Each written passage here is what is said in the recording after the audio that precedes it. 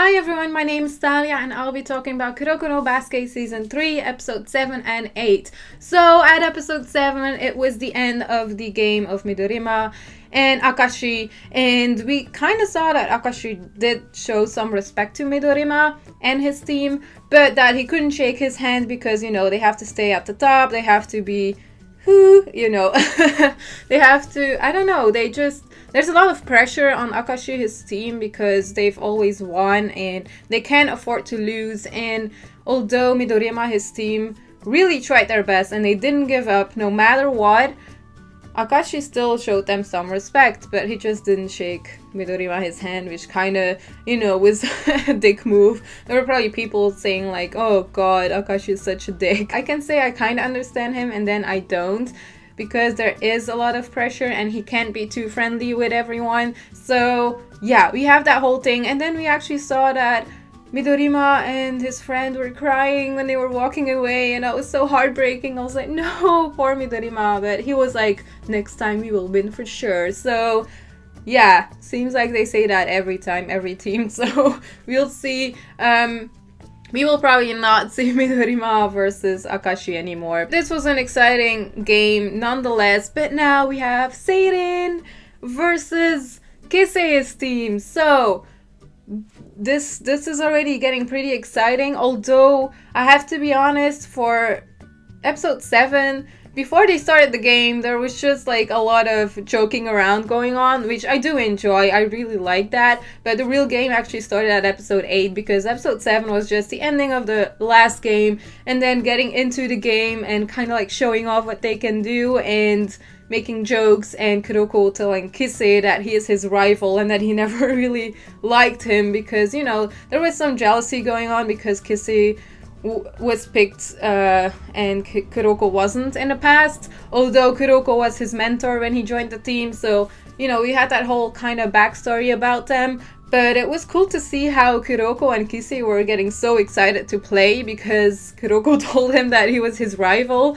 And I just like the look in their eyes of like, yes, we're gonna do this. This is gonna be an awesome game. And the same for Kagami. So we saw that in episode 8 as well, that they were just getting very excited. Although they were losing and winning and losing and winning, and they were like changing everything up in episode 8. But nonetheless, they were all so excited to play, and when you saw their faces, I was like, oh no, they're afraid they are going to lose. And then it's like, oh, I'm getting so excited, I can't wait. So I like that. That's like the comedy that I like about Kuroko as well, and just the teammates talking to each other was pretty funny as well. We had that guy from Kisei's team who is always looking for girls. This time he didn't have time for girls, he was too excited to play the game, so that was funny as well. And I just really like how Riko was in the episode, the last episode, episode 8, because she actually took charge, and it's been a while since Riko kind of had like a big deal in the episode. And this time she changed up like members who were on the bench, and we never see them play a lot, and it was cool to actually see them play, especially like that really nervous guy.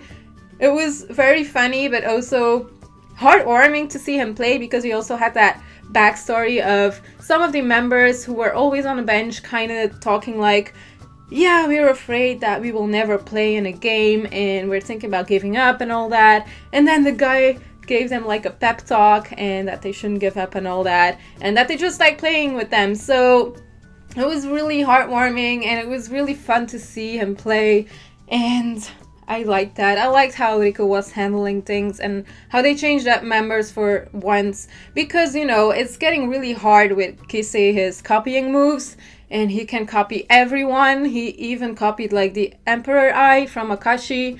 So I don't know, like, honestly, how are they going to do this? Although Kisei is taking a break right now though, because he cannot use it all the time, obviously. So that is why they kind of like changed up members as well, and now they can actually go for it when Kisei is not really playing, like copying everyone. And I'm kind of thinking that, they were talking about Kagami and being in the zone. So I'm hoping for Kisei and Kagami to have like in the zone moments, which will probably happen because there will be a point where they don't know what to do and that Kagami will go into the zone, and that Kissy will probably be able to copy it, and that they will both go into the zone. So I think that's gonna be amazing, and I can't wait to see that. I'm hoping that will be in there, so I'm kind of guessing it will.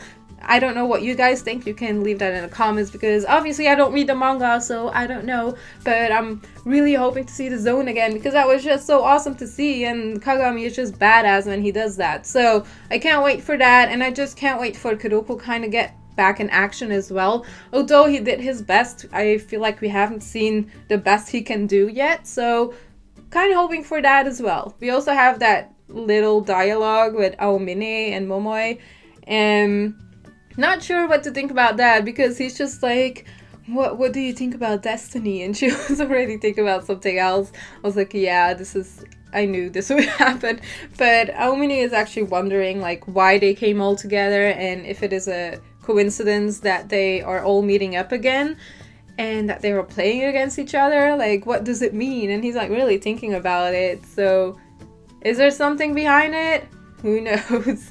I mean, it's I don't know, they put that in there for a reason, I guess. So yeah, Aomine, keep thinking. I hope you find the answer soon. So yeah, anyways, that's it for these 2 episodes. I really enjoyed it. Like I said, the first episode was more funny and saying goodbye to Midorima, and just, yeah, a lot of comedy before the game.